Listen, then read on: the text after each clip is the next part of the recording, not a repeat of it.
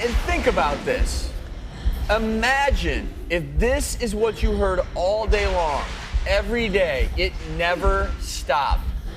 Well, that was the life for one of our guests. Let's see her story. 2 years ago, I woke up one morning to the room spinning. The room was going like this. 2 or 3 months later, I started hearing my heart beating in my ear. My heartbeat would be like a drum. It was 24/7. One minute she'd be doing the dishes, and the next minute she'd be laying on the floor because she'd have a dizzy spell. I would hear my voice echoing like I was in a barrel. And when I go eat chips, anything crunchy would just really, sound through my head. The sound inside of my body was louder than the outside world. And it drove her crazy. I cried every day, depression set in, I stopped driving, I stopped eating, I stopped everyday life. There was no life. I suffered from this for 9 months. When I would go to the doctors, no one could tell me what was wrong, and they looked at me like I was a crazy woman. The second ENT doctor told me about Dr. Yang. He walks in and he said, "I know what you have." I was diagnosed with superior semicircular canal dehiscence. Carrie developed a hole between her inner ear and the brain. You can see right here, that little dot right there is the hole that caused her problem. Because of this hole, all the sounds of her body were excessively loud. Dr. Gopin and Dr. Yang did the surgery, and I woke up. The first thing I noticed was I didn't hear that heart beating anymore, or my voice echoing. It was the most awesome feeling. I mean, I actually cried. I'm a happy camper. I mean, got life. My life's back. We're joined by Dr. Isaac Young, neurosurgeon from UCLA, along with his patient, Carrie. I want to thank you both so much for being here.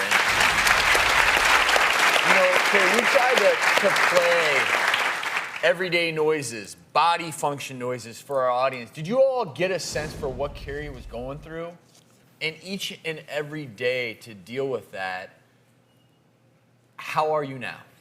I'm almost 100% better. I say about 99% better. The heart beating, the sound of my voice echoing is totally gone.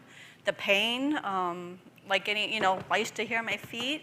Don't hear that anymore. And Dr. Yang, you can help me out here. I think it's her symptoms were all related to the fact that the structure being involved, the semicircular canals, are involved in a number of things, balance being one of them. So that those were some of the symptoms, but then the sound that she actually perceived were some of the other symptoms. Yeah, this nerve here controls both hearing and your balance.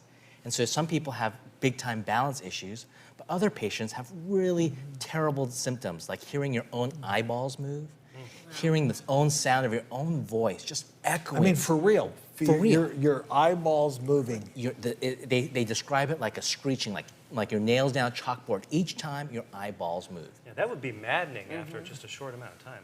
And let's clarify for our viewers just exactly what was going on. There was a hole, the base of Carrie's skull, that was allowing this to happen. Can you show us, where this was and why this caused what it caused? Absolutely. So after you're born, the bones in your skull develop between your brain and your ear. In Carrie's case, this bone was really thin. And over time, this thin bone, it wore down into forming a hole between the brain and the ear. And on this CAT scan, we show this half circle that shows exactly the connection between the brain and the ear.